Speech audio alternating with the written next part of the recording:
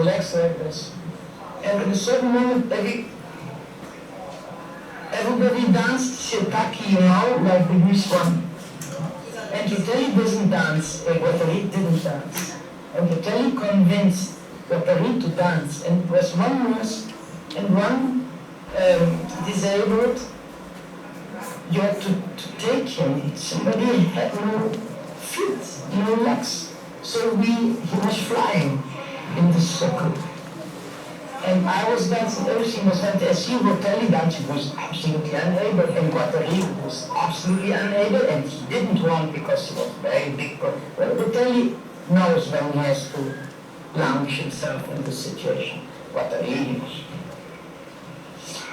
took him back, and while we were dancing, he said, "Et voilà votre éthique esthétique."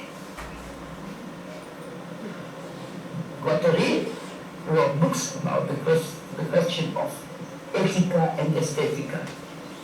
Ethique and aesthetic arts. But this was the practice of etica aesthetica. And he never did anything in this direction.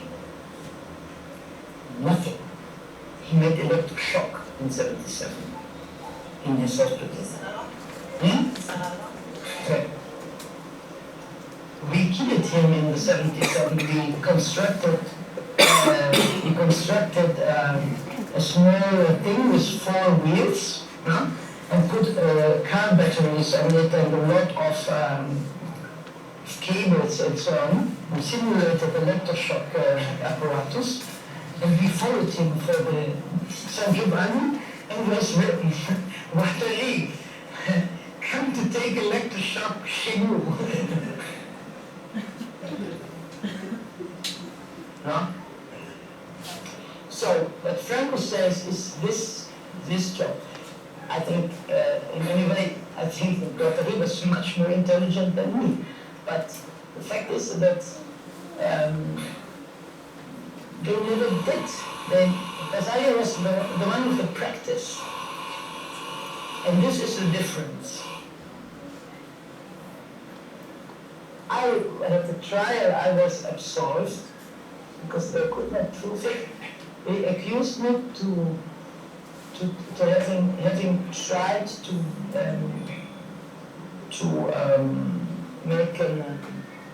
give a fire to the new forensic word of the psychiatric hospital of Wiesloch, and to have made and really there was a tentative to give fire to it. That was concrete, so fire didn't happen.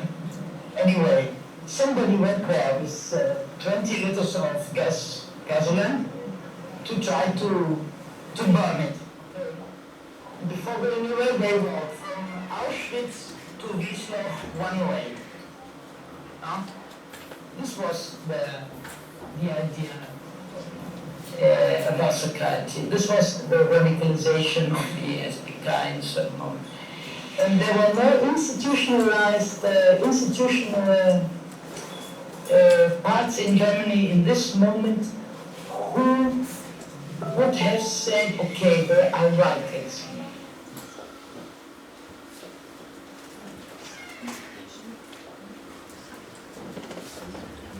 So sorry, because this is already a very kind of pirate recording, and on top, I think that when I converted it, I even made worse the sound, so that's what I think you understood. But he said that the person that is speaking is Carmen Rowe, which has a fascinating biography. That was a member of the SPK when she was a nurse student in Heidelberg, that escaped, as she tells, when the SPK was disbanded, and then that was part, as we understand it, and Nazism. The Emil Kraepelin, that is the psychiatrist that, you know, when you speak with a psychiatrist, some of them say that Freud is totally irrelevant, and that the one that is really important is Emil Kraepelin inside, and this thing is stopped precisely by the pressure of the. Another important element in the story of Basaglia is that he was the only one who collected a real an effective political gain by eliminating, dismantling psychiatric hospitals with the law 180, by which officially no psychiatric hospitals existed anymore in Italy. Contrary to, as you were remarking, that in the United States they had done the same, they had adopted, of course, conveniently this idea of closing the psychiatric hospitals, but you cannot just close a psychiatric hospital and leave people in the streets. So the real work of Basaglia, and especially of the collaborators of Basaglia, because Basaglia died very early in 81, so the real work was done by the people who came after him, or the people who collaborated with him, was to organize a network of cooperatives that allowed these people to take back the property of their own lives, the capacity to decide what they wanted to do, and the capacity not to have to come back to the place where they have been sick in the first place, not to have come back to their families or to the context where they came from, but to be able to start a new life. So these are the things that were done in Trieste. Another important thing that is distinctive of the Basaglia revolution is the effort they made to educate the people in the street, in Trieste in this case. So they organized this together with artists. The collaboration with artists was very important. They organized these parades that was called the Cavallo parade. So they was this kind of figure of the horse that was inspired in a real horse that was used in the manicomio, in the mental hospital, to carry the dirty laundry. And they parade through Trieste to go really door by door to explain to people what they were doing in the hospital, what they were opening the hospital, that they were starting different workshops in the hospital, and that they were free to come and join them in whatever activities they were doing in the hospital.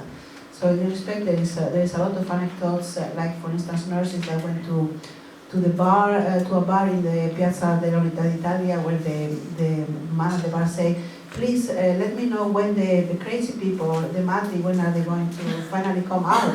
And they say, but a strong song. It's already 2 years ago that they came out, and you didn't realize it.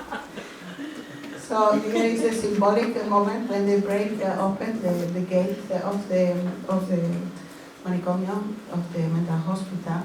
And this is something I like very much. One of the artists that collaborated with Basaglia, so communication was super important, and that means that there was all a campaign of banners, flags, demonstrations, newspapers, flyers. They really made their case to explain to the population that they didn't have to be afraid of the mati, because another thing that happened in not to get too much lost, the one thing that really impressed me in Trieste, that it was the first place in my life where crazy people were proud of being crazy. So when you went there, the best restaurant in Trieste was inside the ex-hospital, because it's not a hospital anymore, and the waiters, they were wearing t-shirts saying psycho. And they sang songs, and they made posters speaking about how madness was the right thing to do as a form of resistance. You know, you have to understand this with a lot of commas and inverted commas, but they understood this as a dignified position against what it was to be integrated, against what it was to be normal, against what it was to be adequated to the capitalist system, or to the system, political system in Italy. And one of the main communicators was Ugo Guarino, and this is one of the drawings that Ugo Guarino made in the newspapers that were being distributed in Trieste. So it's inside, outside. And the very nice graffitis that are in the hospital. So this no to the mental house for the poor people. So Canon Rowe was mentioning the importance of class in the idea of the mental hospital, to the point that you have all these jokes saying when you are rich you're nervous, when you are poor you're crazy. When you're rich you go to a clinic, when you're poor you're locked for life in a mental hospital. This is another very nice graffiti. The freedom is therapeutic. Is no comment needed. The thing that really makes you feel well, to stop feeling the pain that you feel, is to realize that you're able to do something with your life, that you do not, that you can take decisions, and that not other people are taking the decisions for you. And this is also something which is very nice, how, like what we call today intersectionality, it was so present in Fieste. So the idea that to free the internal sick people could not be done without freeing women, could not be done without freeing abusive conditions of work. And so parallel to the opening of the hospital, they started as well the meetings on for the liberation of women. So here is another one of the graffitis that says, "Woman to obey is not anymore a virtue." And so this is to this day. So these are kind of vintage images. To this day, the time that I made this film. So the first clip is a small part of the film that is called the Deviant Majority. To this day, this idea of the assembly is still used. All the decisions are taken in assembly. This one where I attended I was especially touched because they were discussing a slogan for the festival. They make every year a festival de Imati, so the festival of the crazy people, and they have to look for a motto every year. And here they were discussing that the motto should be "You can heal." To heal is possible. And after a lot of discussion, they decided that actually the right motto would be "Impassibile si può." To get crazy is possible. So they were very happy and with this decision, and they made the beautiful posters with this. And then there is another graffiti which I found, that I have this fantasy that Guattari himself was spraying, because it's in French, and it is like "Caserne, asile, prison, famille, le feu partout." The hospitals in Niterol. So there are very big differences. Because the presenter is him. Questions? Question. Should I?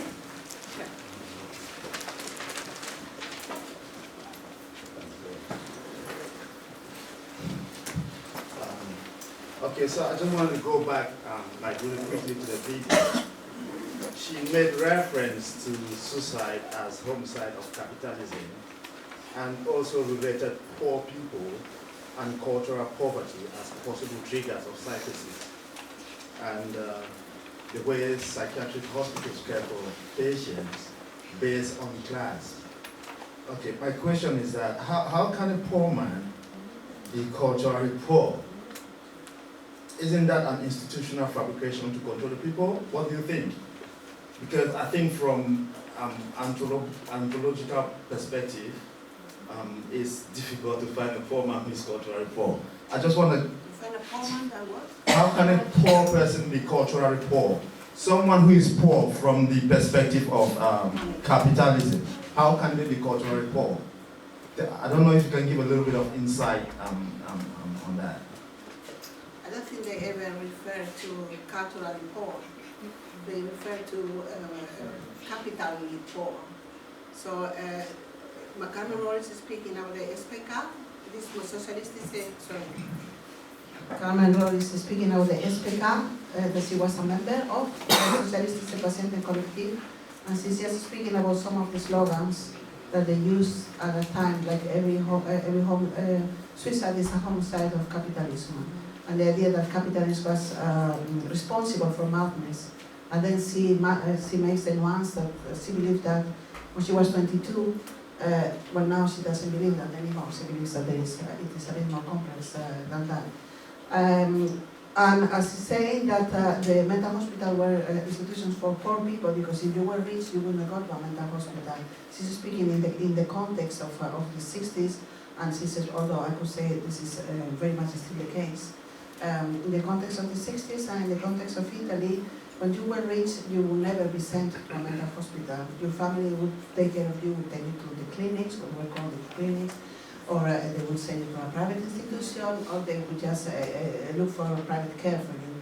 But only poor people, economically poor, ended in a mental hospital. That's what she refers to. but she doesn't refer to cultural war. Okay, so would you say that it's diagnosis of, would you say diagnosis of psychosis and other mentally related illnesses is a kind of state intervention to control? What would you say about that? Just to get your thoughts. So here is what the canon law says. And I personally think, speaking in general, diagnoses are only useful, they are not useful for the people who are diagnosed, certainly not. They are useful for the healthcare systems, they are useful for the pharmacy system, but they are certainly not useful for the people who are diagnosed. This is what the correct thing is the list. So you ask my opinion, is my opinion.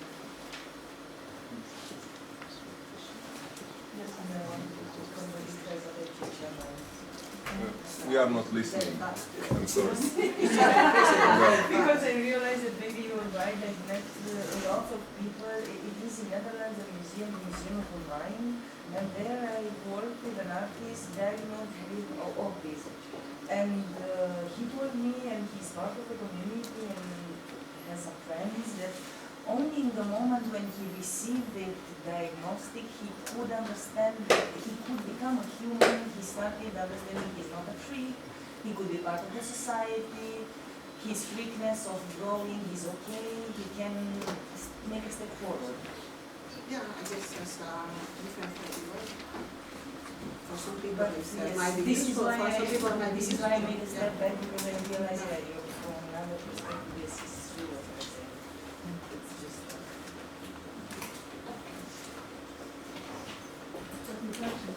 Yeah, the yes, sometimes you learn. Hello. You're going to be surprised. I think it's great to have this time-space point of the discourse, especially also the SPK, and I just wanted to frame it because we have to think it's in Germany, and it's in Germany in a specific time, which means not so far away from Nazism, not so much time away from Nazism. And I think the kind of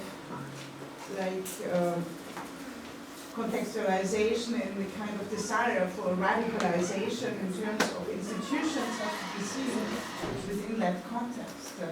Also, when Ulrike Meinhof made her film on the homes for the Hickling. I mean, there is a very different story in Germany than in France, who has engaged in an anti-Nazist type of discursive movement since in the war and after the war immediately.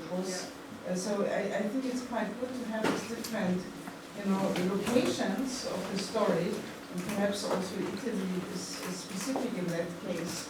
But I think it's necessary to understand that these positions are framed by a specific time and location in that they are growing. And I always found the SPK had kind of continued to kind of reiterate a certain type of, how you say, Dunkel, how you say this German word, Dunkel, against the positions in France and so on that were often navigated through, we are practice, but they are not practice, they are theory, but it's not true at all. How one can frame this understandings on anti-psychiatry, reformed psychiatry, institution yes, institution no, anti-state or within state. I mean, this is depending on the place, the history of it. I think it would also be important to make connections on the different health policies, because I, for example, learned a friend explained me that, for example, the Basaglia law then influenced also changes in Spain, and then the psychiatric asylum were closed, but then there was not really a moment in which an alternative has been proposed and made possible. And this friend of mine was telling me the story of her brother and her mother, who the brother was seriously challenged, and the mother was trying to find the possibility of leaving, finding a space for him, because otherwise he was the only one, the family was the only one in charge of this difficulty and pain. And she traveled through Spain for many years, and she didn't find any structure. And then it happened that this brother killed the mother, because, yes, at some point, it's also, we shouldn't just romanticize the fact. But what you're saying about the situatedness of these experiences, the SPK that radicalized in Italy, this radicalization, I don't know if it's not so extreme as the one with the SPK. But I think what is interesting is to understand what today the art policies are. And I think we will also do it with Patrick later when we will talk about the UK case. So you want this question for me? Yeah. You want to tell her that she has to leave. You want to make a last comment on that? Well, it's complicated. It's complicated because you could also say that it's the same problem with people with dependent, the state is not providing the care, and that will force medication in the family, so it's not only the problem with people with psychiatric malaise. I wanted to say just the point of Basaglia. Basaglia was once in serious trouble because one of the persons of the hospital that was open and people could go in and out committed a crime. And so the press fell immediately on him, saying that he was responsible for this death, that the crazy people should be locked up, etc. And the position of Basaglia was always saying that he said psychiatry is something that is used to lock the innocent and set free the guilty ones. This is what he was saying. But so he said, if someone that is in a psychiatric, that has been in a psychiatric hospital or who has a psychiatric history commits a crime, you can't blame it in the illness of this person. So he should be tried as anyone else. Illness is not an excuse nor a justification for crime. That was the position of Basaglia. I have the tendency, because I love Basaglia, to believe it's probably more complicated than this. Like everything, it's nothing simple. But in general, I believe that it is indeed so. There is a scandalous association of violence with mental disease. People, when I always tell the same job when I went to film this in Trieste, and I told the cameraman, yes, we're going to film inside a psychiatric institution. His first worry was, will they do something to the camera? And I said, no, they're not going to do something with the camera. No worry, they will do nothing to the camera. And then we filmed, and then we left. And then I said, but did we film? These people were not crazy, no? They were just normal. So there was always this time of prejudice against people that have psychiatric malaise or some people that are violent. This is absolutely not the case. And it is really built this stigma again and again against them, while they are much more likely to be victims of violence than to be perpetrators of violence. Okay, now we don't want to put more stress on you about your flight. Thank you so much for sharing.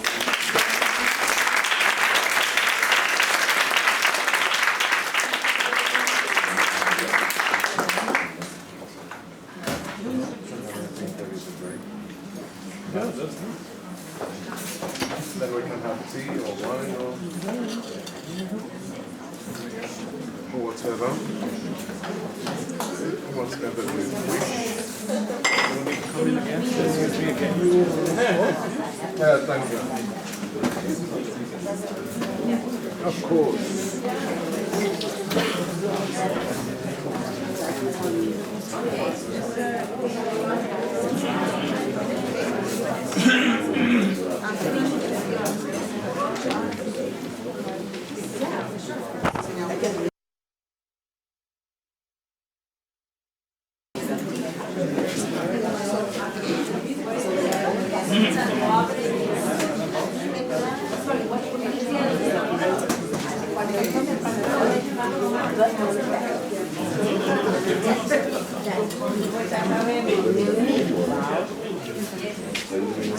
Ja, Volkshochschule. Abi macht gratis daran.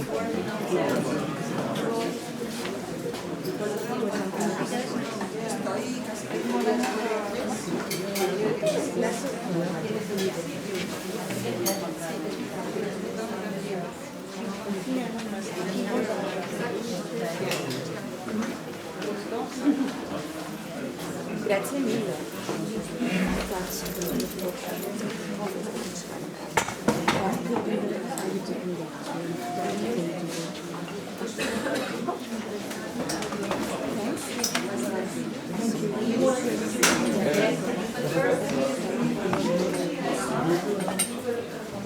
Thank you.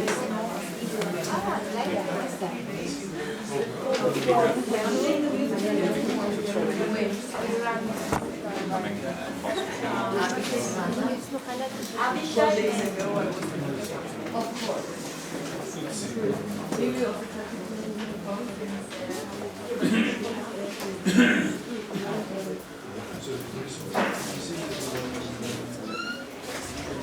Now we yes. Yeah, the video is yeah. Just to let you know that there are more spaces in the front now, free, in case you want to move forward. You don't have to, just... You just have to connect the why now it's off.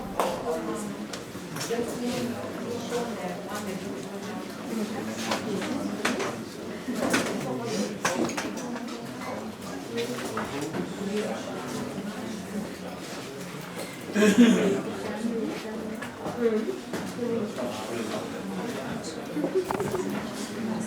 need Abhishek. Oh, I need you for 1 minute.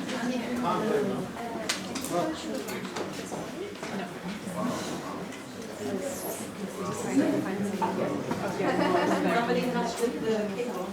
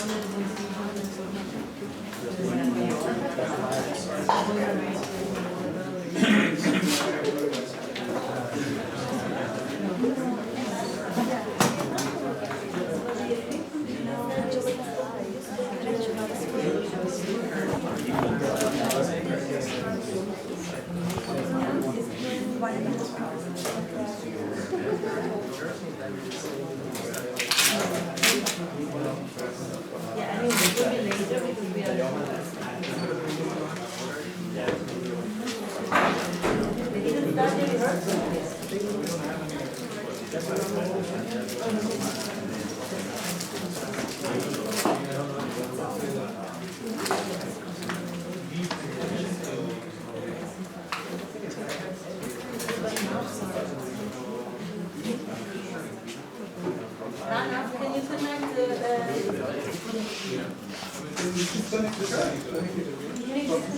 I did it.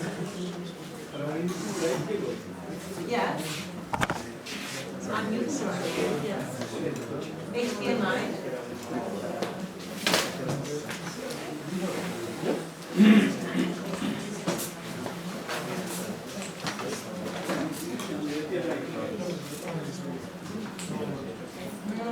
It worked 2 minutes ago, and now it doesn't.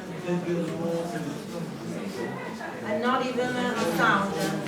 But before, no, but I tried it with my computer and the image was there, and then it's disappeared.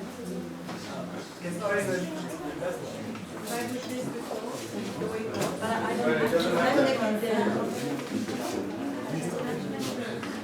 don't know if it's empty. It's 4.5. But I have HDMI. I know it was on Dora. So, yeah, they have new ones. HDMI. Sorry. Nice. I can use the sound.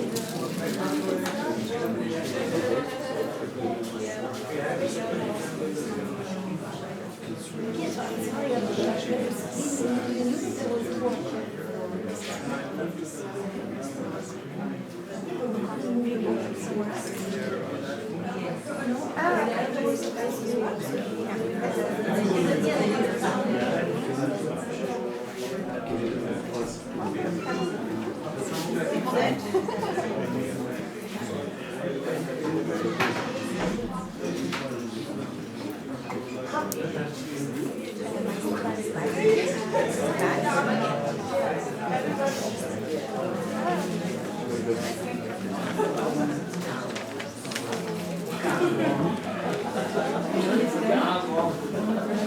And the side plays some music.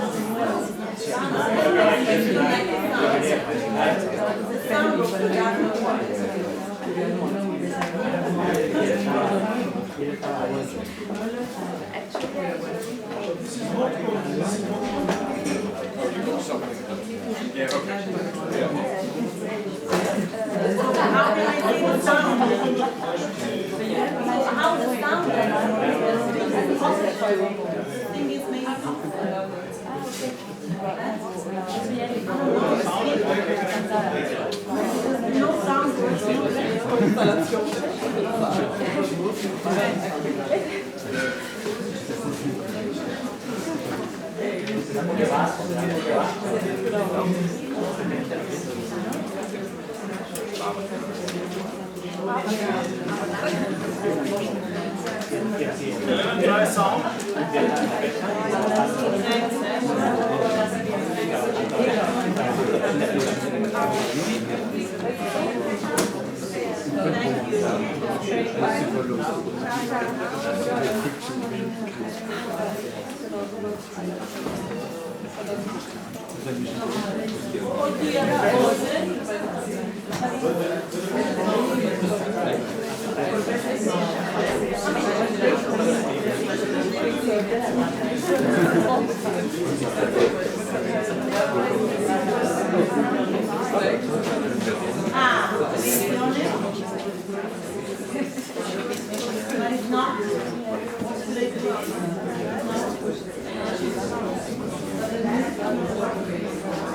And I hate when it's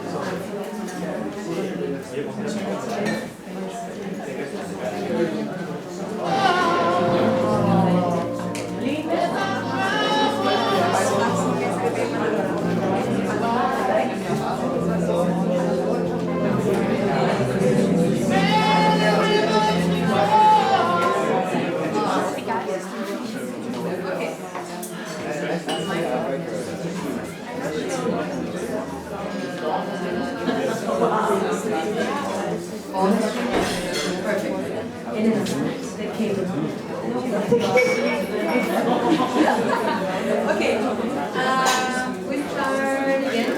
Very sorry for this technical hiccup. No.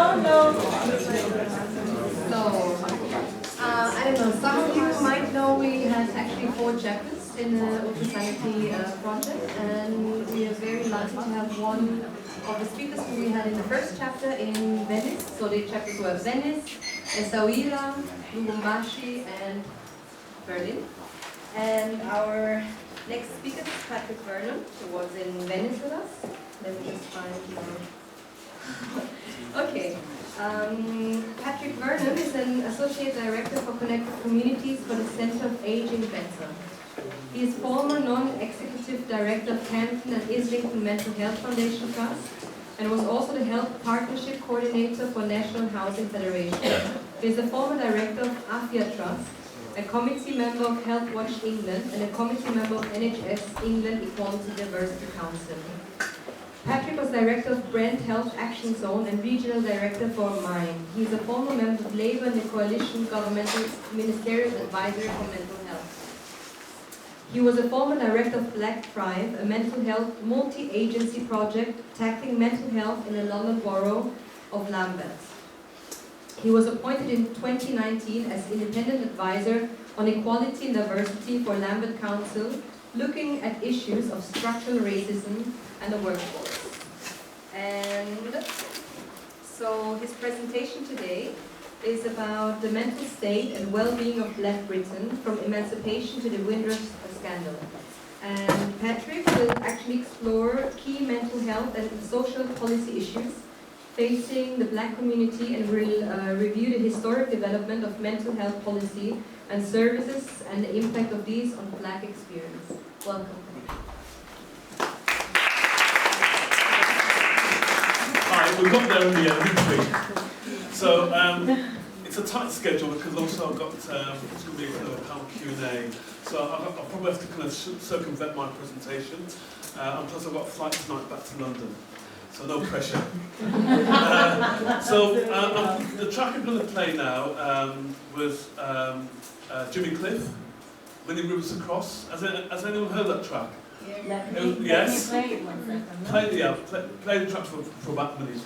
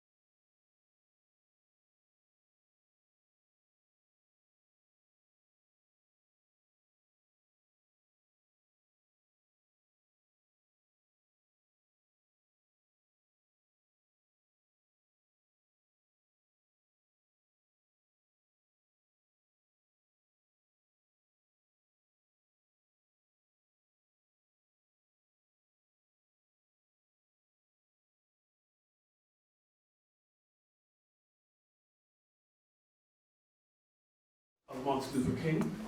We had the riots that took place in Paris in 1968, and in Britain, a British MP called Enoch Powell made a speech called Rivers of Blood. which probably has an impact and influence probably the far right in Germany and across Europe. And in that speech in 1968, he predicted there'll be race riots in Britain, and used the expression the black man will have the upper hand. People from Denmark, taken them to the concentration camps at Auschwitz. We took over that ship by about 1945, and it became a passenger ship. A ship that was used to take labour, people from all parts of the world, and more importantly, it made that iconic journey, the Windrush journey, from Jamaica in May 1948. It was a flip, that ship from its history of fascism, racism, anti-Semitism, to a ship celebrating multicultural diversity in Britain today. I was born in Wolverhampton in the 60s. What's interesting about Wolverhampton, the local MP at the time was Okpu-Egbe. In April 1968, he made that infamous speech, Rivers of Blood. In this country, in 15 or 20 years' time, the black man will have the whip hand over the white man. His speech created this real fear factor, a fear factor which led to the National Front, the British National Party, and now the likes of Tommy Robinson. In these houses are enemy combatants who want to kill you, maim you, and destroy you. They want to destroy our way of life. And in many ways, Okpu-Egbe's speech is the genealogy of the hostile environment policy. It's about making the UK a more hostile place for illegal Treatment of the Windrush generation. We don't have talking points. The Prime Minister's personal involvement. The government's policy of hostile environment targeted and discriminated against people of colour. So, for example, someone like Paulette Wilson, she came to Wolverhampton as a 10-year-old from Jamaica, had various jobs, and she had even had a spell working in Palm as a cook. And then a few years ago, she received a letter from the Home Office, basically saying that she was deemed to be an illegal immigrant, despite the fact that she's been in Britain for over 50 years. Good evening. A grandmother from Wolverhampton has come within hours of being wrongfully deported to Jamaica. The hostile environment made me feel like I was an alien, like I didn't exist. It makes you feel angry because we're British. Why have we been discriminated? And more importantly, has an impact on your identity and well-being. It raised that big and vexed question, are we truly British? The people I've come across, the victims or survivors of the Windrush generation, are still trying to seek justice. And in terms of the history and the legacy of the Windrush generation, more work needs to be done around concretising that narrative, that Windrush history and its legacy is part of British history. Yeah, so Equiano, I've probably seen the kind of the great-great-grandfather of civil rights in Britain. And still, even now, he's still not got the recognition. I think we need to have a range of monuments. In America, people look at the Statue of Liberty as their point of reference around celebrating migration, immigration. And one of the campaigns on the back of Windrush Day I'd like to see is the Windrush ship, the Empire Windrush ship. The ship currently is 3,000 metres at the bottom of the Mediterranean Sea. It's been there since 1954. It made its last voyage on the way to Gibraltar and ended in failure, and it sunk. I think it'd be appropriate to get that ship, particularly the 3 anchors from that ship, and those anchors to be used as a permanent legacy of the history of migration to Britain. And I think it'd be a very powerful way to commemorate and to acknowledge the history of the Windrush generation, the history of migration, and more importantly, the history and the celebration of a diverse multicultural Britain.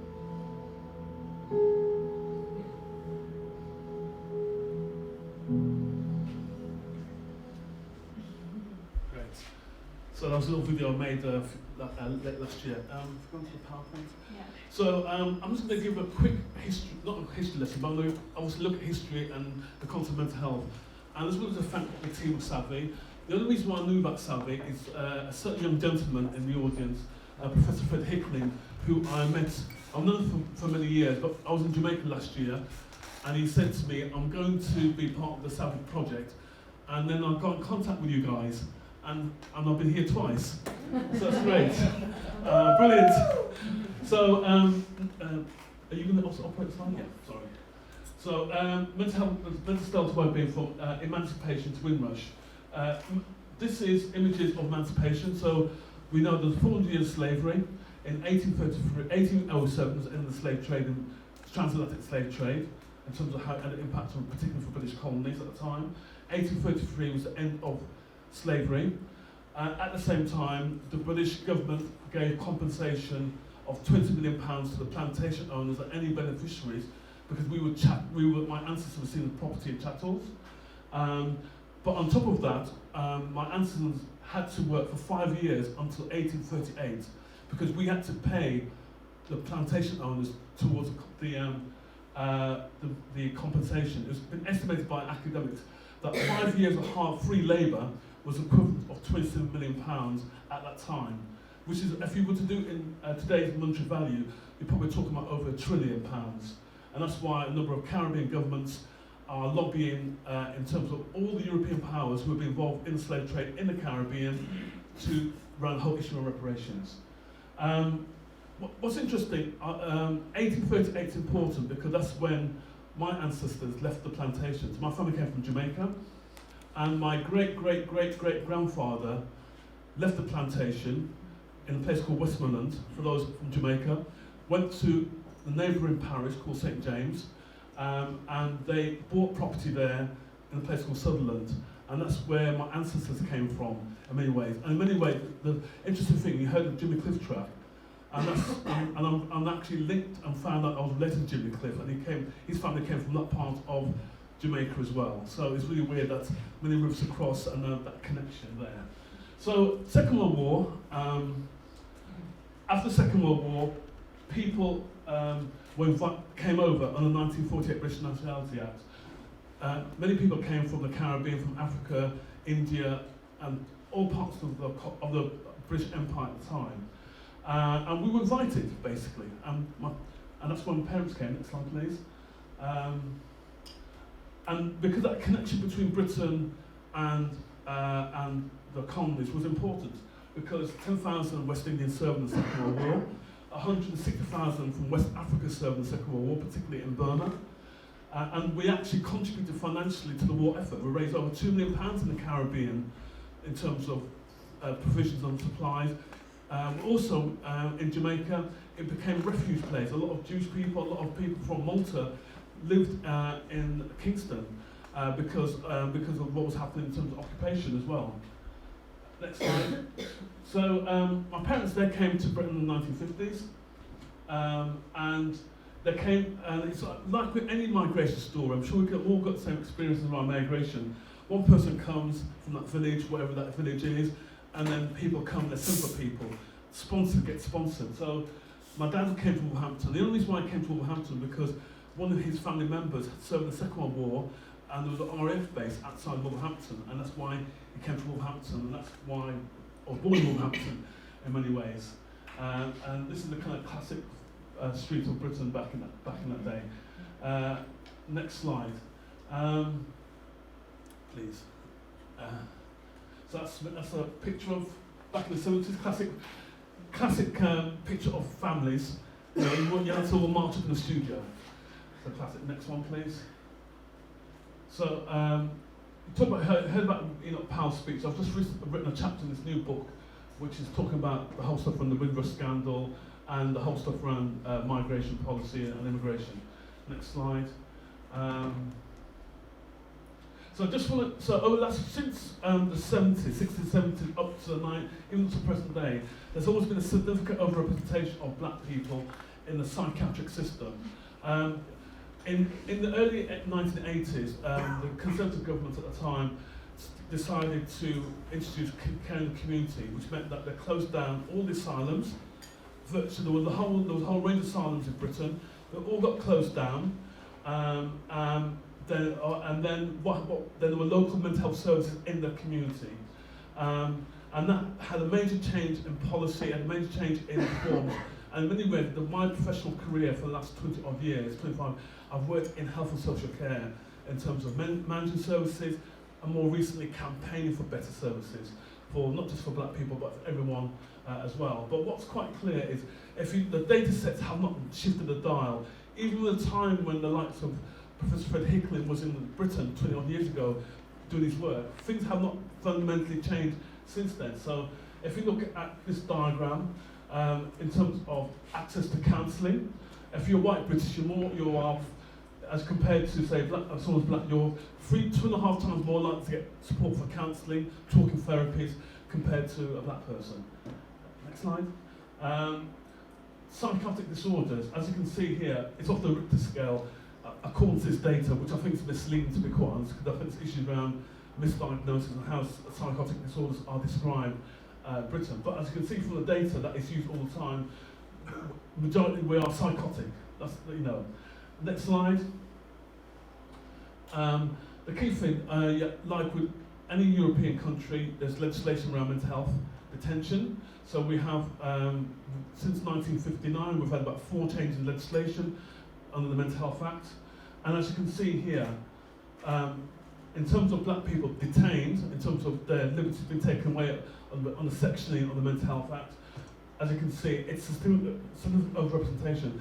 Bear in mind the black population of Britain is less than 3%, but as you look at the data, we are 15% more likely are overrepresented in prisons and over 25% overrepresented in the mental health system, despite the fact that we're a very small population in real terms. Next slide. And then what's quite interesting here is this is like common mental disorders like depression, anxiety, basically. And what's quite clear from the data that if you're an Asian woman of Southeast Asian background or a black woman, you're more likely to get depression, anxiety compared to white women and white born population. So the impact of overrepresentation and the experiences, because unfortunately a lot of black people get caught in the mental health system via the police system, which is based on coercion, and therefore there's no therapeutic perspective. And that is a real relationship that for many years the communities have with the police. That in many ways that people don't trust the mental health services in Britain, they don't trust the police, they don't trust professionals because of that coercive dialogue and interaction with mental health services, which makes it even more doubly hard around the issue around culture, sensitivity, and more importantly, overstanding, as well as understanding, to be quite honest. Next slide. And I think one of the key issues is where's this all come from, and I haven't got time to explore all this in great detail. I think Fred really explained that in great detail in his presentation yesterday, but definitely the history of enslavement, colonisation, war, conflicts, the rise of the eugenics movement and fascism, the discrimination around the colour bar, there have been race riots from the First World War up to modern day where people have been black people and Asian people have been targeted, and also immigration policy which defines you as the other. All the, next slide. Then we have the role of the police in stop and search. There have been various riots and uprisings in cities from the early 80s. The impact of structural and everyday racism, and more recently, in the last 15 years, we've had a massive increase in the number of young black men who are victims of knife and gun crime. You probably, I don't know if you heard about Grenfell, which was a tower block nearby Notting Hill, where 72 people died, and it's clear evidence that there was corporate manslaughter in terms of the authorities. And then recently, the video showed about the whole Windows generation. All this has an impact on your mental health, on your psyche as well. Next slide. So just talk the Windows generation scandal, which I've showed briefly in the video, so I'll move on very quickly. But one of the things I want to share with you. Oh, sure. The next slide is I've been involved in a campaign around the Windows generation scandal for the last 18 months. And what's quite clear, the people who were victims were the children who came to Britain between 1948 up to 70. So what would happen is parents would come to Britain, set up home, and then they would bring their children with them afterwards. The expression that's used quite a lot is they were left behind. So when they came on their parents' passports, on their aunties' passports, they were British, didn't need to have separate documentation. And lots of the victims that were caught up in the scandal, some of them didn't travel, some of them didn't do much travelling, so they didn't need to get a passport. It's estimated in Britain that 30% of people in Britain do not have passports. It might be just after Brexit now. 30%. In America, 50% of Americans don't have passports. The question is, do you need to have a passport to prove that you're British? Do you need to have a passport to prove that you're German, or French, or Italian? If you're white, you don't you? But if you're of colour, they want proof that you're British, or German, or whatever it is. And that was the issue with this government. The government changed the rules, and it worked against people of colour. So, and there have been victims. 5 people have died as a result of the hostile environment policy. People have died of stroke and hypertension. Just imagine the physiology and the impact on your mental well-being to be told that you came to Britain as a 5-year-old, you haven't been back to the country of your birth, you've got family, you've got children, grandchildren, you've worked here, then you're told, we're going to send you back, we're going to deport you. What would be the impact on your mental well-being? What would you do? How would you cope? And obviously people cope in different ways, but 5 people have died in Britain. Sarah Connor, she died about 15 months ago, age 57, of hypertension. Her son, Mrs. Bristol, her son Dexter, died of stroke in his home because of the anxiety and depression they were experiencing. I had the privilege of working with Sarah before she passed away. Next slide, please. So the impact of the hostile environment is important because we've already got issues around trauma and people depression already and the overrepresentation in the current mental health system. And on top of that, the hostile environment, which was socially engineered by the government, to say to people, we're not quite sure you're British. If you haven't got any documentary evidence to prove that you're British, you must be illegal, surely. But it has an impact on people's loss of liberty. Some people have been detained in detention centres. The humiliation to be told that you've worked here, you've paid your taxes, you've got family, you've voted, and then to be told that you're not British. What's that on your humanity? Family life, we talked about mental death, anxiety, depression, loss of economic poverty. People have lost their homes. People can't work at the time. You know, it's all different now because we've campaigned, and also intergenerational trauma as well, because the impact has that impact on all families around the scandal. Next slide. So, so one of the key issues, which is now meshed into the ongoing issue around the overrepresentation of black people in the mental health system in Britain, and recent trauma, particularly around Windrush, is the whole stuff around community trauma. So there's stuff, what needs to happen around community trauma in terms of community dialogue, emotional emancipation circles. I don't know if you've come across those. These were developed in America post Katrina, when what happened there in New Orleans, and that was black therapists working with people who had lost their livelihoods, lost their homes and loved ones, as a way of therapeutic peer support, mental health awareness, peer support, advocacy as well. Next slide. So I think community trauma is a big issue, and I think what we need to do, definitely in Britain, is to have a new perspective on that. Ironically, in Britain, it's only been the last few years that we've started to talk about community trauma because of Hillsborough. Hillsborough is a football stadium in Sheffield, and there was a football match that took place about 30 years ago, and a lot of Liverpool fans died, and the police blamed the fans, and actually what's been demonstrated quite clearly that the police were at hand, but that traumatised family members. I mentioned about Grenfell, where 72 people died in that block of flats, but the people in the surrounding neighbourhood and direct family members were affected, and the Windrush scandal has also affected people. So now in Britain we'll start talking about trauma, community trauma as well. And I think, but that's something that it's nothing new, because the black community has been traumatised for many centuries anyway. Next slide. So I think a key thing is about system leadership. What we're trying to do, the work I'm doing, is working with a whole range of individuals and organisations to change the culture and the mindset of health services. Majority of mental health services in Britain are run by the NHS, National Health Service, that we pay as taxpayers into, and in many ways we're quite proud of that as an institution. It's the 3rd biggest employer in the world. We employ 1.4 million people, but at the same time it's not working for black people and for other communities as well. So it's trying to change the way that it's delivered. I've sat on various boards of the NHS organisations trying to influence policy, trying to look at issues around equality, diversity, the way that staff treat patients on ward, to the way services are being commissioned or not being commissioned, and in terms of the use of the Mental Health Act has used it disproportionately as well. Next slide.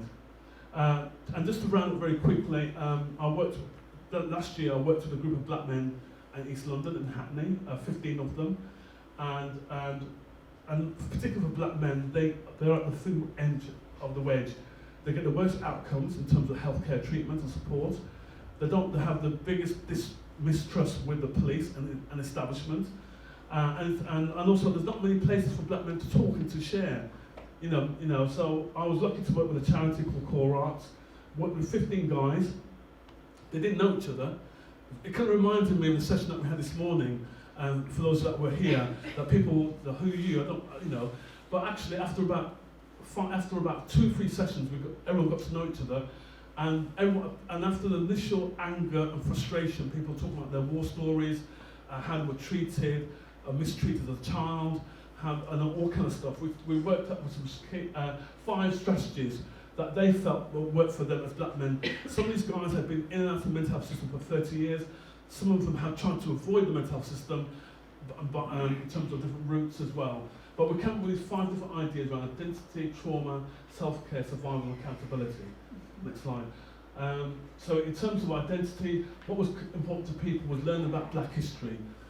In Britain, black history is in the national curriculum, but only vaguely. But in terms of the national discourse of Britain, it's two extremes. It's either like the royal family or the upper class, Bridesheads Revisited, which was a famous TV programme was done, or it's the opposite, EastEnders. Nothing anymore was EastEnders. It's about white working class families in the East End. But if you're black or Asian or any other colour, we're not recognised at national, apart from when it comes to Olympics, we're there. And sports and music, we're there. But when it comes to everyday recognition on TV, etc., you probably heard about Meghan Markle. She's been run out of Britain because of the press. You can't get more privilege than being a member of the royal family. But for a woman of colour, she's had to go back. She's gone to Canada, hasn't she? The way she's been vilified by the media, they just can't get it. Any black achievement or success in Britain, it galls people, and they have to think of ways to ridicule you or to or think of ways. So Diane Abbott, who's a member of Parliament, the first black woman to be elected as MP over 30 years ago, who I work closely with, on social media, on Twitter and Facebook, she is the most vilified individual in Britain. 2003 called 100 Great Black Britons, where the BBC had a national campaign to find the greatest Britain of all time. Lo and behold, they voted Winston Churchill, greatest Britain of all time. But on that list, they had no black or Asian people on that official BBC list. So I did a counter-campaign, it's all about subversion. And it actually was successful. So the public voted for Mary Seacole, who was a black nurse from Jamaica, who spent time in Britain, and she went to the Crimea in Turkey, in the Crimean War, basically. And she played a key role there, and the public voted for her, and 3 things happened. Firstly, the Royal College of Nursing adopted her on the same status as Florence Nightingale, which is important. Secondly, there's a statue now of Mary Seacole in the hospital, St Thomas Hospital, which faces Parliament. And thirdly, for the first time ever, she was actually included in the national curriculum for schools in Britain as well, as a result of the campaign. I'm working on a book with a colleague that's coming out later on this year called 100 Great Black Britons, celebrating 1,000 years of black history. And the reason why I'm doing that is because if you are told all the time you have no history, you have no value, you have no self-worth, it has an impact on your mental well-being. And we have a major problem in Britain now. You've got young black children who don't feel confident about their identity, and that has an impact on how they progress in society, and that's one of the things I'm doing. So I'll just stop there. Thank you very much.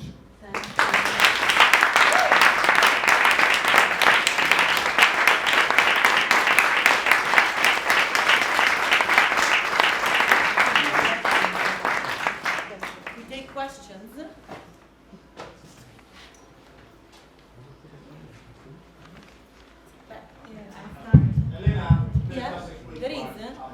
I'm from London as well, so can you just stand up? Yeah. Thank you so much. What I was just gonna mention is this continuous story of aggression. It's absolutely ridiculous that everyone knows about Florence Nightingale and no one knows Mary Seacole. despite the fact that during the Crimean War, Mary Seacole worked in the same place as Florence Nightingale. And Mary Seacole actually sponsored herself to go to Crimea. The British Red Cross refused to sponsor her. She raised her own fund to go to Crimea and supported the soldiers who were fighting for the Ottoman and the British Empire. And she supported both. I think it's amazing and it's important for all of us to notice that that's the history of erasure that our civilization has been facing for generations. You know, there's a lot of people who've done absolutely bad, good things. They are not in the history. In fact, the former British Secretary of State for Education in that part of London, but when you go to the wards, 90% of the patients are black. And that gentleman you probably described yesterday, who you saw all the time, and one day he's dressed well, he's probably on a community treatment order. So he probably it's probably section of the mental health act, but he could go about his business, and as long as he takes his meds. If he don't take his meds, he'll be dragged back into hospital and he'll be forced to take his meds. And there are thousands of black men and women in that situation in Britain, basically, because the NHS can't afford to have everyone in beds. Basically, they're trying to reduce the beds because it's very expensive. The average cost of staying on the medium secure units in Britain is probably about 130,000 euros. Yeah, that is a lot of money. You could spend a fifth of that by having community interventions. But unfortunately, psychiatry is very powerful. The Royal College of Psychiatrists, the British Medical Association, all these kind of powerful elites, they want to have medications and beds because they are, and the politicians want that as well because it's about risk. We've seen it as a risk. Man, bad and dangerous, that's the expression that is always used to describe people of colour, particularly black people as well. So it's a hard battle that we have to do, but I think we've got to change that paradigm and that narrative. And that's why I'm here, and that's why it's about networking, because that issue applies not just in the UK, but it applies also in Europe as well. Thank you, Patrick. Very good.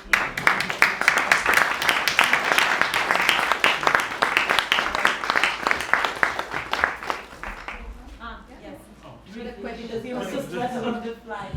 7 is it? I know, yes.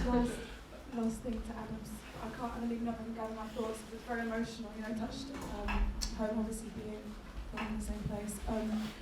But I think what pisses me off. In our black population, let's take Montreal. Well, of course, the Muslims are in much worse shape at the moment than any other ethnic group in Canada, particularly in Quebec, where they're not allowed to be employed in the teaching profession, the police, or the civil service. Muslims are banned from being employed there in Quebec. In the black population in Quebec, because I work at McGill, so it's in Montreal, is 25%, the black children are 25% of the placed children in the city, even though they represent about 2% of the population on the English side. And this is an ongoing issue because of exactly the complexity that you're putting into this presentation. It's not from one factor, it's from multiple factors, plus institutional racism, and plus the fact that for generations we didn't really train social workers or anybody else when it came to cultural safety or any other concept about addressing this as part of our training of people who deal in health. So we have a long way to go, and we're a very privileged country. So it's quite shocking. And never mind history books and education, black history is pretty much eliminated from textbooks because the emphasis is on the high culture. And what is the high culture? The high culture is France and Britain and Germany. And you are representing the high culture.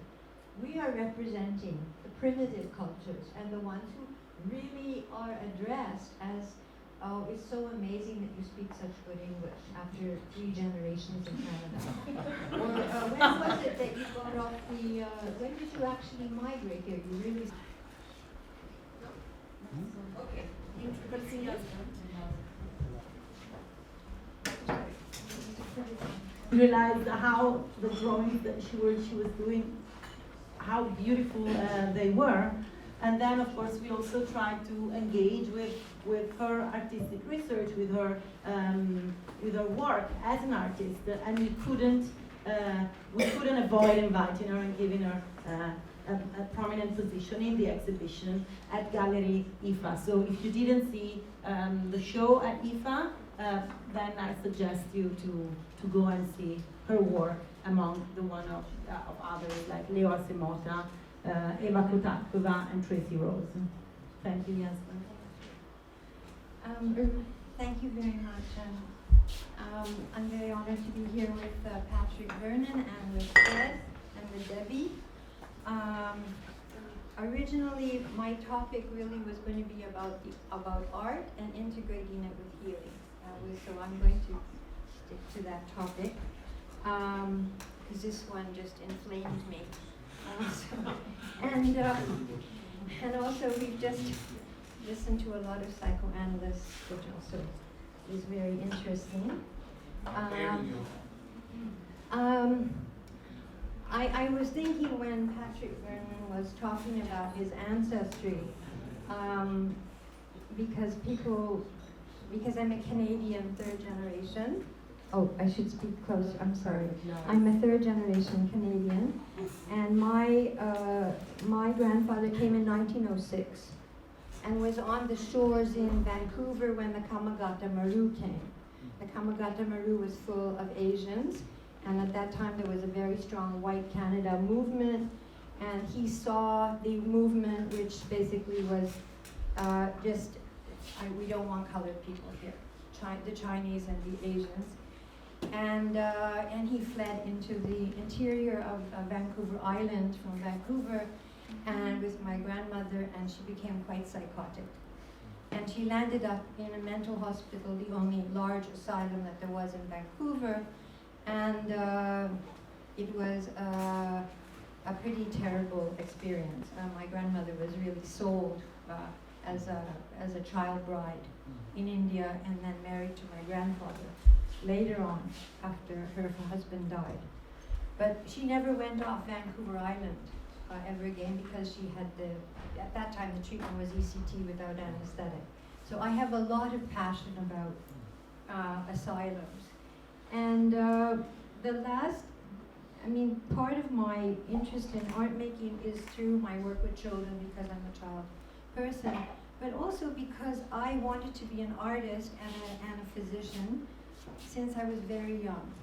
And my family were very horrified, at the idea that I would even think of being an artist.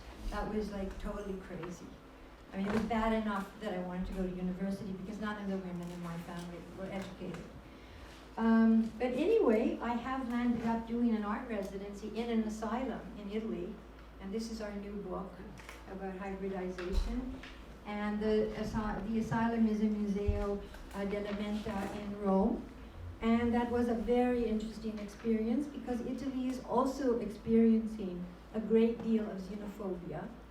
And the art residency was actually an opportunity for the Asylum Museum to talk about cultural psychiatry and the issue of the migrants, because this is really quite a difficult time for all the countries along the Mediterranean. And we had a series of seminars, and it was very poorly attended, extremely poorly, because it's a marginal group of people who are interested in this kind of migration issue. So this is a book of essays including Beneducci and myself and other people who are interested in that area. But if I wanted to speak a little bit about the intersection of why is it that the visual arts and the visual image, it's come up. Yeah, but you have to tell me what the name has kind of been excluded from healing, and I think it's not accidental. The idea that we have to rethink and that's why Fred's collaboration in Jamaica has been so important. It's about Jaswant, I don't know the name of it. It's called Savvy. It's called Savvy. I don't see it. Oh, you don't see it? Oh. No, it's not here. Those are just images of my art. So that There's no Savvy there. it's not on there? No. I mean, okay, maybe in this folder. Okay, no, that's not it either. Okay. Well, I don't know where it went. Okay, so we'll just, I don't know why it's not on the stick. Okay. All right. I can get it. Yeah, we can take it off here. Well, let me just carry on and just give you my thoughts about this. When I started training, I trained at the Jewish General, which is where I always had a career. And the Jewish General was the most welcoming place in Montreal for a person like me, because the Jews weren't allowed to be hired in the Catholic hospitals and neither in the English hospitals. So the Jews made their own hospital.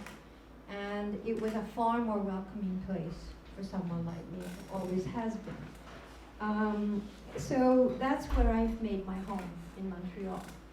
And in this, at the time when I started training, we had to train as a family therapist. At the same time, there was a heavy loading of psychoanalysis. I became a psychoanalyst. And of course, I very quickly became very critical of psychoanalysis because psychoanalysis basically eliminated everything about the rest of the world except for Europe. And so I had to really look very hard to find an Asian person or a black person who would talk to me about analysis. So you could count them on your fingers. I had to go to Delhi to see Sudhir Kakar, and there was one other person, which is Salman Akhtar in America. This is a very rarefied group, you see. And so what I think about the art piece of this also is this intersection of cultures, the fact that we limit and instead of feeling enriched by what is in Africa or in Asia or in Japan, and the fact that psychoanalysis never took root in any of those cultures. It really, it's not something that appeals to the collectivist society. And I think that's very important, that there have to be other ways of healing, and that's why the collaboration with Jamaica is so important, because what we're trying to look at is prevention at an early level and helping children and the space. And that requires thinking out of the box and thinking much way away from our training, because our training doesn't really offer that. The other thing about art making is I need it for my sanity. When you say that I compulsively die, that's one of the ways that I stay sane. And so it's very personal. Like some people maybe write poetry or run or do other things. I mean, everybody has ways of staying sane. For me, it's making art. And with children, it's a constant interaction, because it's a constant connection with young children to speak through the visual image and to use it in our therapeutic work. So I've been training art therapists for 25 years and interacting with this whole area. So there have to be alternatives to the couch. And in all of what we saw earlier by the psychoanalyst, for example, completely eliminated the fact that we were talking about a Jew who was wandering from place to place during a war where people were out to kill him. And that didn't even come up in the discussion, or very so peripherally. And that is, to me, one of the dangers of psychoanalysis.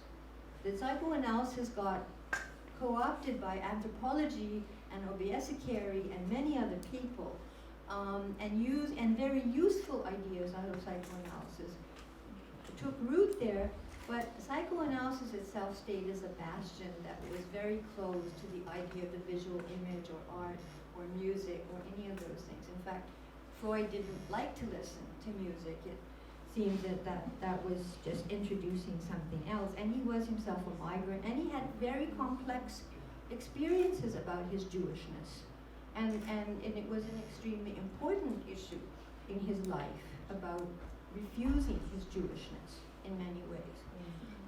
So these are all very, very complex ideas. So if we think about decolonizing the psychotherapeutic space, which is something we've been talking about here, okay, if the psychotherapeutic space maybe starts with Asclepius putting you in the dream temple, and you have a dream, and then he makes a diagnosis, or you put holes in his brain or his skull to let things out, that may have been true. But I think we have to look at the psychoanalytic contract, which is based on a delusion. It's not based on the delusion of neutrality. I don't know any neutral people when it comes to this issue of race and identity, because it's talking about your ancestry and many, many other complex issues. We've talked about social class, we've talked about politics, etc. So my first point about psychoanalysis and art is there's a very complex resistances, and that's why I like what Safi's doing, which is introducing a wider canvas. So our social and collective identity, when it gets ruptured, and we have to, and started to integrate with anthropology and social sciences, that there was such a thing as social suffering, and there's such a thing as distress without being a diagnosable disorder. And that's why you said, this is the number of psychotic people who are black, but I don't know if that's the diagnosis. Okay? And this is also true of war trauma, and it's true of deep trauma, that the diagnosing people is also a weapon. And it's also connected with pharma, and it's also connected with all kind of other things which are very complex and difficult to unpack. But I just want to say that because I think it's important to add that as part of linking it to the other discussions. So if I think about art and art and therapy, what we're doing in Jamaica is active use of art as a methodology with children to bring a voice and agency to young children at high risk, that we already knew were on a trajectory to either prison or dropout or all kind of other things. In Brazil, the issue of theater, I mean, there was this wonderful images from Italy of the theater issue. Brazil and is a very important place. Also, these are things that are coming from the south, right? That has worked with Nisa de Silveira's work, if you're aware of it. Are you aware of Nisa de Silveira in Brazil? Okay, so she's a person who was connected with a psychiatrist who went to see Jung because she was very unhappy with being in a mental hospital as a psychiatrist. She refused to do ECT, and therefore she was relegated to being an incompetent psychiatrist, and she was put on the back wards. And they said, well, you're no better than an OT, so go and work in the back wards, and you can do your OT back there. So she went to see Jung in what is OT? Occupational therapy. Okay, in occupational therapy. That is all you're good for if you're interested in working with psychotic people and art and not giving ECT, is just go to the back wards and just don't bother us. And Nisa de Silveira is a great pioneer because she actually collected one of the largest collections of art from the asylums, and that is in Rio. It's a rather neglected museum, but it is in Rio. And she wrote extensively, but it's all in Portuguese, and the museum has never bothered, because it has a copyright, won't allow us to translate it, because we've been begging them. Could we please translate it into English or Italian or all these other places? So far, we've been trying this for several years. So far, we haven't gotten anywhere.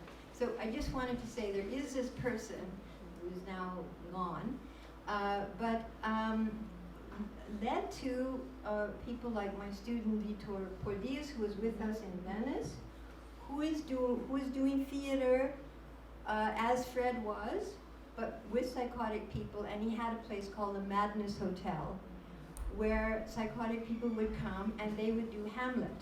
They would do Shakespeare, actually. So there are all kind of films that he made, if you go on the net, of his work. And they're all doing Hamlet, mostly Hamlet. They've occasionally done a few other plays. Because they have become actors, and from the becoming skilled actors, they have become more well. And then the government shut it down. It was full of a lot of activity, and it's like the bulldozer with the Garden Theater. It's a recurring theme, right? You start something and then it's undone. And Trump undoes Harriet Tubman on the bill, because there are certain kinds of political realities to this. So we know that these things are part of it. But I wanted to think about what it is about well, first of all, Jung was completely dismissed by most analysts, and a long time ago when Freud rejected his work, some people said he was psychotic. And if you've seen the Red Book, I don't know if any of you have seen the Red Book, and the drawings, the paintings that he did during this long period where he did have a breakdown, and he got out of the breakdown really through his painting. And he encouraged this use in analysis of the use of art.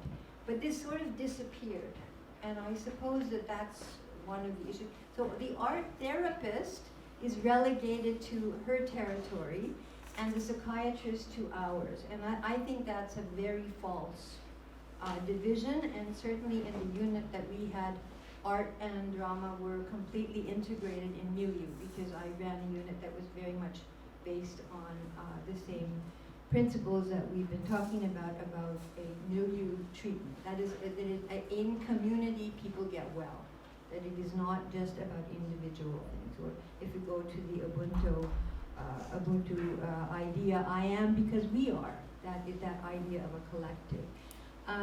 So this is for me extremely important, and whether it's in family therapy or individual therapy with children, children connect through the drawings very often. They offer their messages, and it's very important for us to have a cultural imagination that includes the arts. So my question is, how come that cultural imagination didn't get into the medical school? But anyway, it's a very tough sell. Maybe Patrick can do something about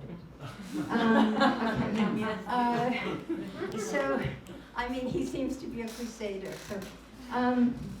So the poet Derek Walcott, who is so famous from the Caribbean, says, maturity is the assimilation of the features of every one of our ancestors. This idea that we have to reconcile our ancestry as a strength and identify all the material that helps us to see it in the mirror. We did a little psychohistoriography intervention this morning to show you that could work, and it's one entry point into that kind of work. But ancestral memory and this idea of the relevance of otherness, and certainly of the diaspora, and the hybridization because of the movement of people all over the world when there's war and conflict and economic difficulty, is a kind of a crisis, because there is a great deal of movement and there's a great deal of anxiety, economic anxiety and other kind of negative things that are floating around. So we have to deal with the fact that, can homogeneity of a culture be a solution? Or do we have to understand that, no, we're already very diverse, and what are you going to do? You're going to have to include other voices in your poiesis. And those voices are coming through with artists. So we have a rich repertoire of writing of the diaspora that has bloomed since World War II really exploded. I'm not saying it wasn't there before, but it was, and even in Joseph Conrad, who was certainly a migrant, there was a very, that book, Exterminate the Brutes, is taking a quote from Joseph Conrad about his view of having been on ships in Africa and then talking about this huge issue of colonialism.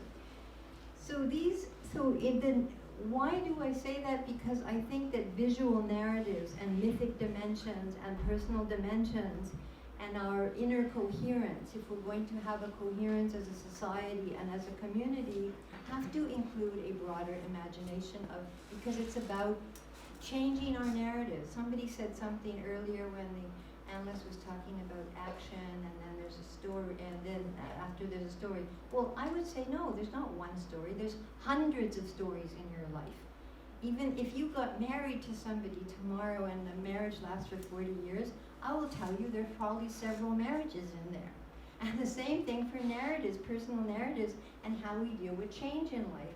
We cope with them by telling ourselves a different story about a different reality, an internal one and an external one. And we negotiate these narratives as part of being well. And one road in entry point into that is art. It is narrative, it is writing, it is poetry, it is, these are like, for me, essential parts of human life. And so if we think about genocide, for example, as one of the great challenges of our time, and certainly this is the 75th anniversary of the Holocaust here, this is the week of it here, we could even think about a couple of examples of some very powerful art that came out of that.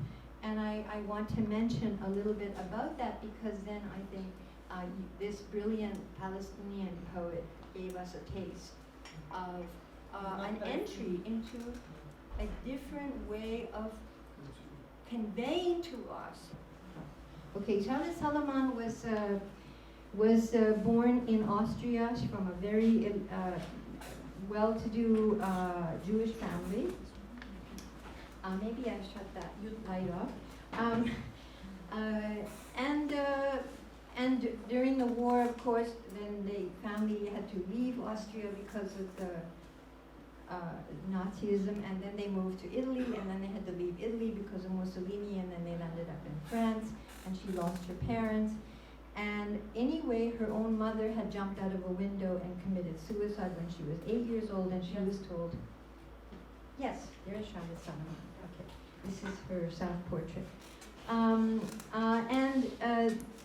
She was only her grandparents and her when she landed up in France. And at one point, her grandmother also suicided. And during this time that she was in France, she met somebody and she got pregnant. And if you went and got married, you had to register your ethnicity. So by getting married and getting pregnant and going voluntarily to register to get married, she declared herself a Jew, and very shortly afterwards, of course, she was taken to the camps. She was pregnant and she died in the camps. She was 30-something. Now, in between that time, she started to do these drawings of her life and of Kristallnacht, of the life of her family, and she calls this set of drawings Life or Theater. And it's the story of her family, but it's also the story of Judaism and the diaspora, and this huge collection of drawings, it's more than 1,000 drawings. She heard it as opera. She heard music while she drew, and she would, if she had lived, she said she would have put the drawings to music. And they are really like a diary, a history of a family. And it was very clear only much later that her grandfather was a pedophile and probably molested her mother. And probably that had something to do with her grandmother's suicide, and probably molested this girl. And she was completely mute for several years, 5 years of her early life. She did not speak to anybody except for one person. He was a musician, and she fell madly in love with him. And that's the music. She was hearing his music. Okay. This set of drawings she gave to somebody in a suitcase and said, please keep this. This is my life. Please keep it for me. And it has landed up in Amsterdam, and right now it's being shown in Britain. But it occasionally makes its way to exhibitions if you ever get to see it. It's a huge collection. And I think it's a testament to her, to a kind of healing of herself that I'm talking about that is an internal process. So I would talk about another person in the Holocaust, and that's Sebald. Have any of you read W.G. Sebald? Because he's a German writer, right? Who landed up in Britain. And his response to the Holocaust was the silence made him sick. He said, now this was true after the partition of India also. Sometimes when a collective has a massive trauma, it has to march on and rebuild. And it doesn't want to deal with, it can't deal with the trauma at that time, and it marches. For India did not do anything about the millions of people who died in the partition.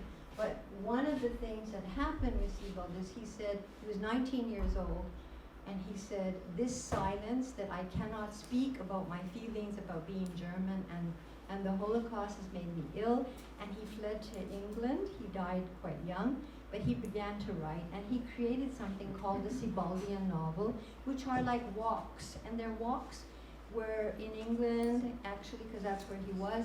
They're walks that are really about investigating history, and they're walks about nostalgia, and they're walks about memory gaps, and they're walks about, he has some very important books where one is about 4 immigrant men who several of whom suicided in the end of these stories, who came out of the Holocaust. And a wonderful book called Austerlitz, which I would highly recommend to you if you haven't read it, because it was a book about a little boy who's his trauma through writing, because writing is not good for everybody. It can make you ill. The fact is that sometimes when you're very traumatized, I have patients, for example, I have one brilliant patient who was an incest survivor, had her stepfather molested her from the age of 4 to 19, and she was raped constantly, and she was really a broken person, but an amazingly resilient person. And she was like a poet in my office. I treated her for a long time, and she did very well. She was like a poet, and I would say, well, you know, what you're saying to me is a poem. Why don't you write? Would that help you? And she said, I can't write, because when I write, I become ill. Okay, but I can say it to you, and you can write. Okay, I'm not well enough to write. Now, someone said the same thing about when he came out of the concentration camps. He said, I cannot write about what happened to me. I cannot write about the trauma. This goes again into Patrick's issue about when you have deep, deep trauma. Where are the access points? Music is one for Jamaica. He needed to make love with women. He needed to drink. He needed to be wild, he said, and he needed to embrace everything alive. When he was 65, however, his grandson said, I heard that you were in the camps. You've never talked about it to me, because he was utterly silent about it. And for the grandson, he wrote this book, Literature or Life. Now, for this grandson, he went back and he embraced this, because he said, now I have enough dignity. I have enough strength in my life. I have enough things that sustain me that I can write this story. And then is when he wrote about the whole experience. And so I think we also have to be very careful about thinking that a creative activity doesn't have harm possibilities in it. That we have to carefully structure sometimes when somebody is ready and following their rhythm and what they need. So when we're working with the children, for example, in Jamaica, what we're doing is not just creative work. We're actually helping you to be pro-social, regulate your body and your affect, and we're doing all sorts of other things, and including the issue of the performance, which is always guided and heavily supervised. So you have a lot of ego support for those children as they go through that. But if you're alone writing a poem, those of you who are poets know this, you edit and work, and it brings up a huge amount of association, and we may not always be ready for that. So I thought that was a very important statement. Now, when I thought about the Holocaust, I thought, well, what about a German artist like Joseph Beuys, who more or less made installation art a thing of our time, and how much later says, well, actually, I made all that up about the felt and falling out of the sky and all those people and all those installation things. They were actually just made up.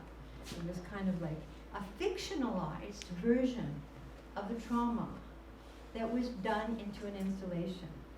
Now, so this comes into a very tricky area about how we create narrative, and what is creating narrative about, and who is it a conversation with, and who is the audience, and who am I really addressing, and why am I doing it that way? So I'm not going to answer that question. I'm just going to say it's very interesting. Okay, when you see a piece of art, what part of you says this is authentic, this is real, and this doesn't speak to me? Okay, and I think that's really very important to healing. Now, because I have been lucky enough to meet Fred and Hillary and got some education from them about the post-slavery culture, because it was in my office all the time. I mean, the Caribbean was in my office in Montreal because my unit was full of black kids. And so in order to help my patients, when I met Fred and started to go to Jamaica on a regular basis, I began to understand much more deeply what they had gone through and the access to their stories. And I think, again, I'm thinking about what did the slave culture do that was so repressive and so destroying, really, of the possibility of poesis and creativity, and at what stage it also bloomed in the church. It bloomed in music. It was always about singing, and then it was in improvisation, brilliant improvisation that became jazz. And then when you think about painting, it was much later that we got people like Romer Bearden, who was a Caribbean painter, who used collage and paint. And so we have access also because the trauma of the collective is permeating the society, and then something else is happening. Now, Fred showed that in one of his slides when he talked about how a society changes and how long after you smash families and denigrate men and break up relationships, how long before there will be enough healthy families, okay, that something else is going to happen. And so I think I think it's very important to allow ourselves to be open that these are complex things. These are not simple things. These are not, you can't make generalized statements about creativity being good for you or psychoanalysis is great for everybody. It makes me crazy. I mean, because it's not true. Okay, it's very dangerous, in my opinion, to have eliminated, as psychoanalysis has, social suffering from its repertoire, to have eliminated from its repertoire that there was more than the Greek myths. India does not live on Oedipus. They have a very different developmental paradigm, and it took some time until we got an analyst, the first training analyst, by the way, in India was trained here in Frankfurt, and has married a German lady. And that's Sudhir Thakur. And Sudhir was very clear, Indian childhood is not the same as the Euro-North American one. And the myths of masculinity and femininity are very different, because we have a living culture for 5,000 years of mother goddess. And we have a lot of anxieties about the feminine power, and she's very structured and very oppressed in real life and glorified in the temple. So we have a very complicated, this very complicated dynamics, which are not Oedipal dynamics. They don't fit that. They don't fit that paradigm. So when you see something like Kara Walker's work now, do you know Kara Walker's work? that big, massive sugar mama, when our singer said, we are all black women, I thought about Kara Walker and how we can all identify with the women who alone had to bring up their children and whatever they had to do. And it took until now. I mean, this is all new work. She's a brilliant artist, and she's made it to Tate Modern, and just like Weiwei, somebody who has exploded into our life. These artists have brought China to us, they have brought Asia to us, they have brought black culture to us, and they are now maturing and ready to speak for generations that were oppressed and silenced. So we're really entering a new and exciting era of diversity. I'm very pleased with the possibilities for young people that this can be part of their legacy. But if you think back about somebody like Okpu-Egbe, who was a Sri Lankan, anthropologist, and his work on things like Medusa's hair and the mad woman at the edge of the village, that we are very frightened in societies about madness.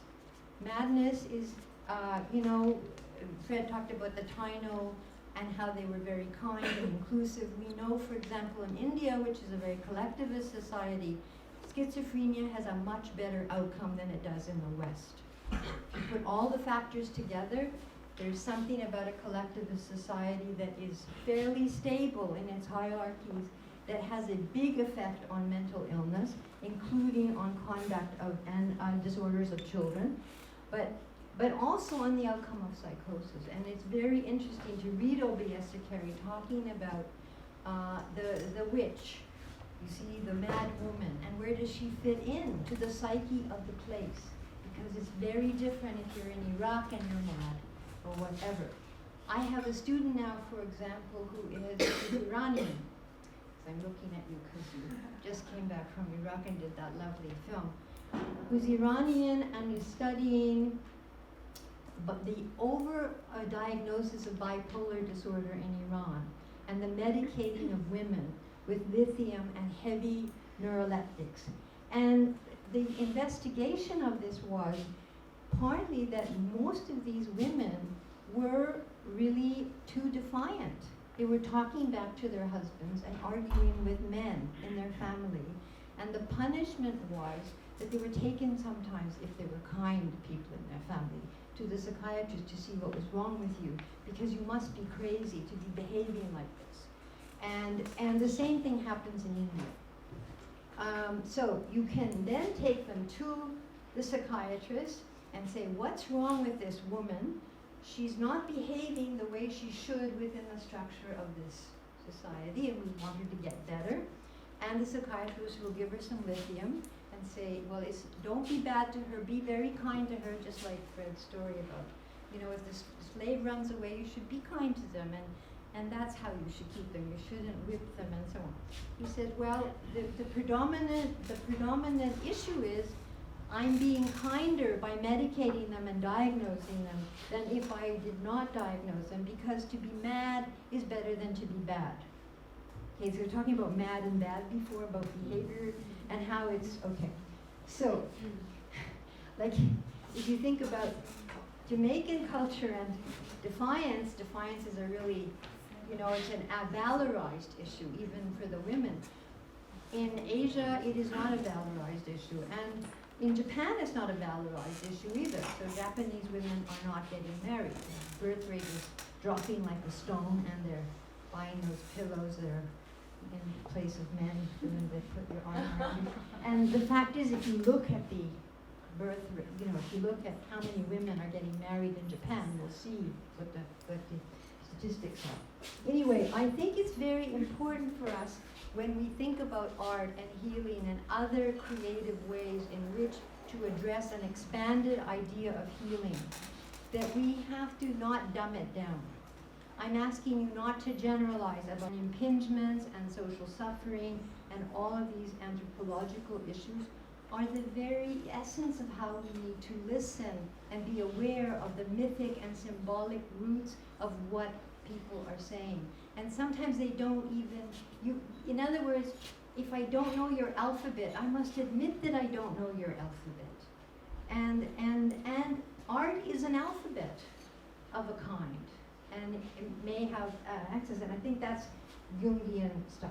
Anyway, I have sort of gone all over the map here maybe, but I wanted to, and I was going to tell you about my kids and so on, but all I can say is that in the work with children, the art has been a total road into the access of connection, and many, many children who are traumatized, and many, many women that we've treated who are traumatized, the only way that they will begin to feel safe in terms of the context of opening up is through their art. Okay. Okay. Okay. Thank you. Bye, one. Back to London. Thank you very much. Okay, I think I don't want to take too long. I think it's very important for the audience to maybe have something to say. Oh, and this is our new book, out of Italy, from the Museo dell'Arte, if you're interested. Thank you, yeah.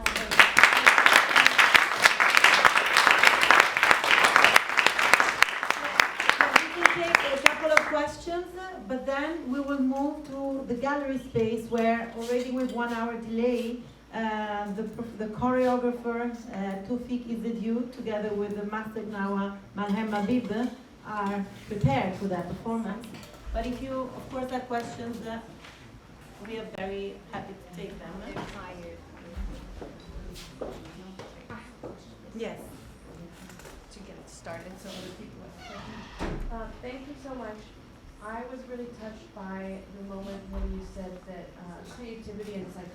creativity and psychoanalysis are not for everyone, and that sometimes there's a moment at which these things like writing can lead to illness. How would you tie that in to a recommendation such as the one that you made about being humble? How would you tie that knowledge in to recommendations to sort of art therapy practitioners? Because it's a growing field that a lot of people are getting into. There are all sorts of graduate programs training people for this, and I'm really assuming that a lot of these programs don't have that humility built into them. Well, I mean, it's one of the reasons. Okay, one of the reasons I spent 25 years training art therapists is because they're very dangerous if they're not trained. and I love art therapy. I mean, I think it's wonderful when we do drama with the children and singing and art. And it's a wonderful modality. But the art therapy training that I've seen is not systemic. It does not include many of the dimensions of a broader context than what is on the paper. And what happens to the art therapists when they come to us is they work in a team, and they begin to see that the child has a different life in their office. Sometimes it's the most privileged part of the treatment is being with the art therapist because it's individual and it's safe and it's another journey, but it's only possible because we're changing the family at the same time, and we're engaging with their community at the same time, and we're going to their school at the same time. And the day hospital where I work is for children who are really not able to manage anywhere and are heavily traumatized.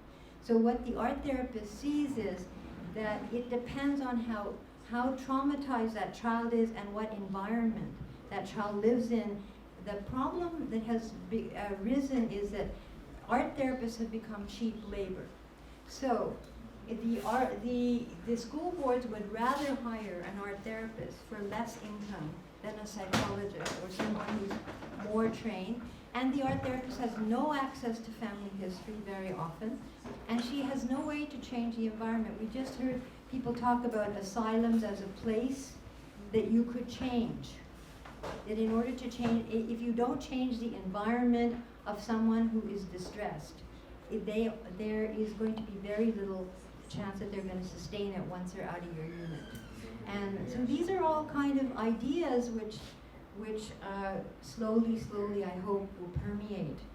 And it's a new discipline. So, they're a little bit touchy about letting psychiatrists teach with them and interdisciplinary work, at least in the group that we have at Concordia. So it's going to change.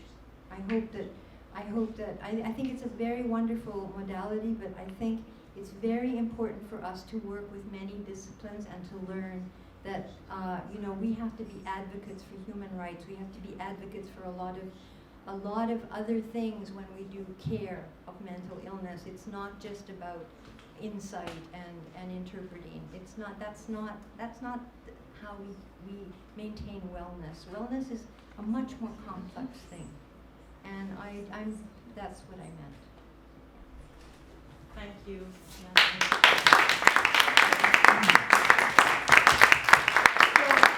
I invite you to grab a drink and then slowly to get into the gallery space for the performance of Tufi interview entitled An Alert.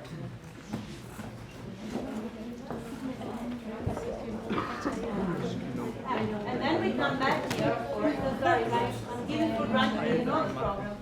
Then we come back here for the lecture of Debbie.